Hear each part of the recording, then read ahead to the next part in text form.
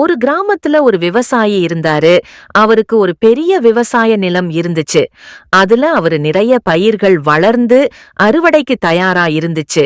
அந்த கிராமத்துல இருக்கிற காகங்கள் அங்க வந்து நிறைய தானியங்கள திங்க ஆரம்பிச்சுங்க. அத பார்த்த விவசாயிக்கு ரொம்ப கோபம் வந்துடுச்சு. அங்கிருந்த காக்காக்கள விரட்ட ஆரம்பிச்சாரு. ஆனா நிறைய காக்கா இருந்ததால அவரால எல்லாத்தையும் விரட்ட முடியல. மறுநாள் சந்தைக்கு போன அந்த விவசாயி உரக்கடையில போய் காக்காக்களுக்கு விஷம் வாங்கிட்டு வந்து நிலத்துல போட்டாரு. அத சாப்பிட்ட காக்கைகள் நிறைய அங்கேயே செத்துப் போச்சு.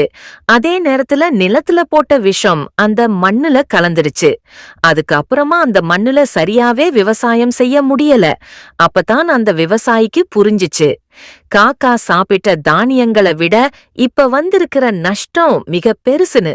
ஆனா காலம் கடந்து வந்த நல்ல புத்தி யாருக்கும் பிரயோஜனம் இல்லைங்கிறத புரிச்சுக்கிட்ட விவசாயி ரொம்ப வருத்தப்பட்டாரு.